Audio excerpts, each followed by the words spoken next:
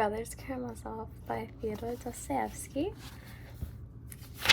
This book changed my life.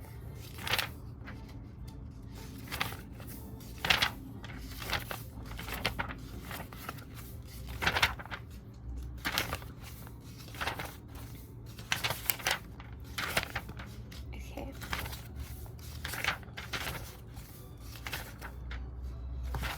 The Brothers Karamazov.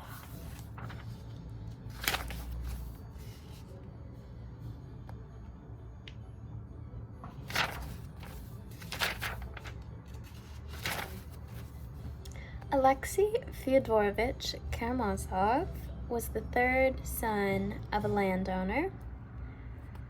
From our district, Fyodor Pavlovich Karamazov, well known in his own day and still remembered among us because of his dark and tragic death, which happened exactly 13 years ago, and which I shall speak of in its proper place. For the moment, I will only say of this landowner, as we used to call him, though for all his life he hardly ever lived on his estate, that he was a strange type, yet one rather frequently met with, precisely the type of man who is not only worthless and depraved, but muddle-headed as well, one of those muddle-headed people who still handle their own little business deals quite skillfully, if nothing else. Fyodor Pavlovich, for example, for instance, started with next to nothing. He was a very small landowner. He ran around having dinner at other men's tables. He tried to foist himself off as a sponger, and yet, at his death, he was discovered to have as much as 100,000 rubles in hard cash. At the same time, he remained all his life one of the most muddle-headed madcaps in our district. Again, I say it was not stupidity. Most of these madcaps are rather clever and shrewd, but precisely muddle-headedness, even a special national form of it. He was married twice and had 3 sons, the eldest, Dmitry Fyodorovich, by his first wife, and the other 2, Ivan and Alexei, by his second. Fyodor Pavlovich's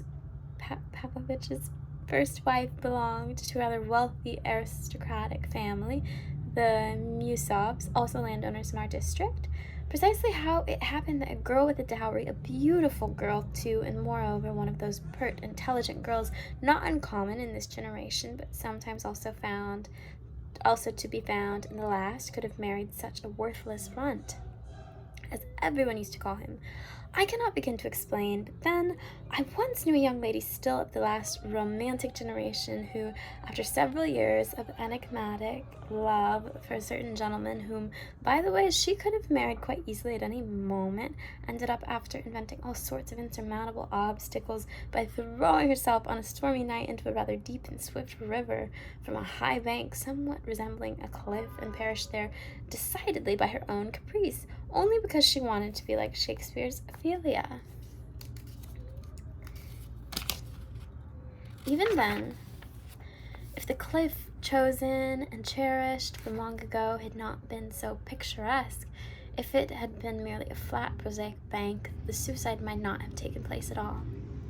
This is a true fact, and one can assume that in our Russian life of the past 2 or 3 generations there have been not a few similar facts. In the same way, the action of Adelaida Ivanova Musov was doubtless an echo of foreign influences, the chafings of a mind imprisoned. Perhaps she wanted to assert her feminine independence, to go against social conventions, against the despotism of her relatives and family, and her obliging imagination convinced her, if only briefly, that Fyodor Pavlovich, despite his dignity as a sponger, was still one of the boldest and most sarcastic spirits of that transitional epoch. Transitional to everything better, whereas he was simply an evil buffoon and nothing more. The affair gained piquancy from elopement, which strongly appealed to Adelaida Ivanova. As for Fyodor Pavlovich, his social position at the time made him quite ready for any such venture, for he passionately desired to set himself up by whatever means. To squeeze into a good family and get a dowry was tempting indeed. As for mutual love, It seems there never was any, either on the bride's part or on his own, despite the beauty of Adeleda Ivanova. This was perhaps the only case of its kind in Fyodor Pavlovich's life, for he was a great sensualist all his days, always ready to hang on to any skirt that merely beckoned to him. This one woman alone, centrally speaking, made no particular impression on him. They had no sooner eloped than it became clear to Adeleda Ivanova that she felt only contempt for her husband and nothing more.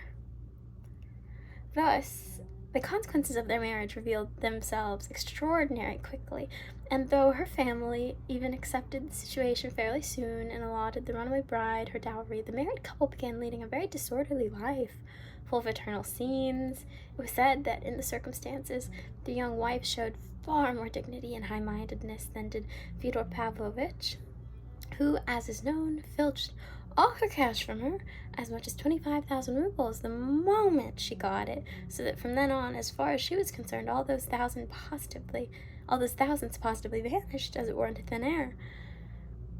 As for the little village and the rather fine town house that came with her dowry, for a long time he tried very hard to have them transferred to his name by means of some appropriate deed, and he would probably have succeeded merely because of the contempt and loathing, so to speak, that his shameless extortions and entreaties aroused in his wife merely because of her emotional exhaustion, anything to be rid of him.